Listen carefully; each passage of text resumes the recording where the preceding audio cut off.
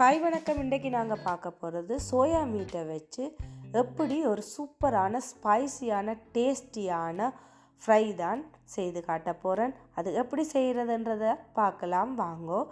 அதுக்கு நான் 250 gram soya மீட்டை எடுத்து வச்சுருக்கிறேன்.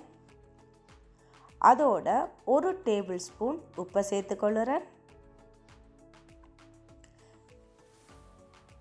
அதோட நல்லா கொதிக்க வச்சிருந்த 2 கப் சுடு தண்ணியை அதில் சேர்த்துக்கொள்ளுறேன். இப்போ மூடி போட்டு மூடி ஒரு 10 நிமிஷம் சோயாபீன்ட்டை ஊற வையுங்கோ. இப்போ பாருங்க, புசு புசண்டு சோயா மீட் நல்ல பஞ்சு போல் வந்திருக்குது. அடுத்தது ஊற வச்சிருந்த சோயா மீட் எல்லாத்தையும் நல்லா இறுக்கி புழிஞ்சு தண்ணி இல்லாமல் வேறொரு தட்டில் மாற்றி எடுத்துக்கொள்ளுறேன். இப்போ பாருங்க, நல்லா தண்ணி இல்லாமல் சோயாபீன்ஸ் நல்லா சாஃப்டாக வந்துட்டுது. இப்போ நான் பேன் எடுத்து அதில் 3 டேபிள் ஸ்பூன் எண்ணெய் சேர்த்துக்கொள்ளுறேன். அதில் 1/2 டேபிள் ஸ்பூன் கடுகை போட்டு வடிக்க விடுங்க. அதோட 1/2 டேபிள் ஸ்பூன் பெருஞ்சீரகத்தை சேர்த்துக்கொள்ளுறேன்.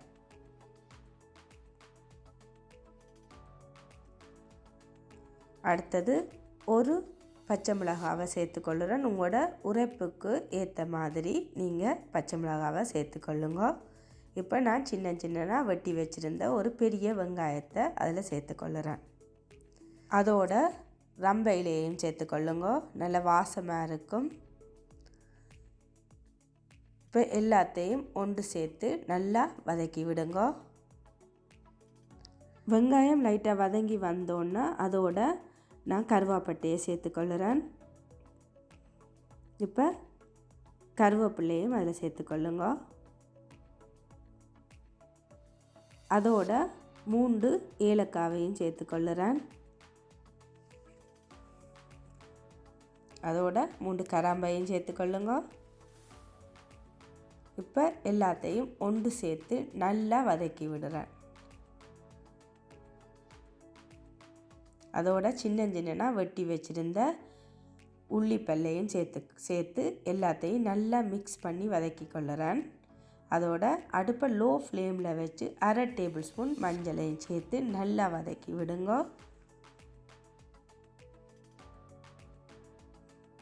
எல்லாம் நல்லா வதங்கி கோல்டன் கலர் நிறத்துக்கு வந்தோடனே 2 table spoon Sri Lankan red chilli பவுடரை சேர்த்துக்கொள்ளுறேன்.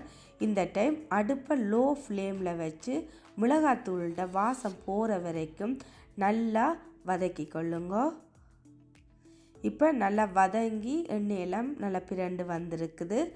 அதோட 1/2 டேபிள் ஸ்பூன் உப்பை சேர்த்துக்கொள்ளுறேன். உப்பை பார்த்து கவனமாக சேர்த்துக்கொள்ளுங்க. ஏற்கனவே சோயா மீட்டில் உப்பு போட்டு ஊற வச்சு எடுத்து வச்சுருக்கிறேன். அதோட ஒரு தக்காளி பழத்தை சேர்த்துக்கொள்ளுறேன். சேர்த்து எல்லாத்தையும் நல்லா மிக்ஸ் பண்ணிக்கொள்ளுங்க.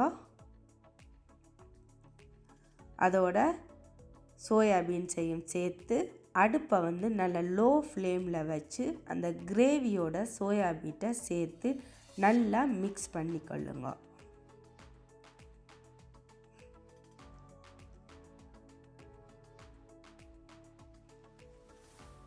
இப்போ நல்ல கிரேவியோட சேர்ந்து சோயா மீட் எல்லாம் நல்லா மிக்ஸ் ஆகி வந்துட்டுது. அடுப்பை நல்லா லோ ஃப்ளேமில் வச்சு அந்த எண்ணெயிலேயே சோயா மீட்டை நல்லா ஃப்ரை பண்ணி விடுங்க. அடுத்தது 1/2 கப் தேங்காய் பாலை சேர்த்துக்கொள்ளுறேன். இதை கடைசியாக தான் நீங்கள் சேர்த்துக்கொள்ளணும். சேர்த்து எல்லாத்தையும் நல்லா மிக்ஸ் பண்ணிக்கொள்ளுங்க. சோயா மீட்டோட தேங்காய் பாலும் அந்த கிரேவியும் சேர்ந்து நல்லா சோயாபீன்ஸில் நல்லா ஊறி நல்ல டேஸ்ட்டும் அதோட டேஸ்ட்டே ஒரு சூப்பராக இருக்கும். நீங்கள் செய்து பாருங்க. இப்போ நல்ல சூப்பரான டேஸ்டியான நல்ல ஸ்பைசியான சோயா மீட் ஃப்ரை ரெடி ஆகிட்டு. இதே மாதிரி சோயா மீட் ஃப்ரையை நான் கொடுத்துருக்குற இந்த அளவுகளோட நீங்களும் இதை செய்து பாருங்க. என்னோட சமையல் உங்களுக்கு பிடிச்சிருந்தா லைக் பண்ணுங்க, ஷேர் பண்ணுங்க, கமெண்ட்ஸ் பண்ணுங்க, மறக்காமல் சப்ஸ்கிரைப் பண்ணிக்கொள்ளுங்க. தேங்க்ஸ் ஃபார் வாட்சிங்.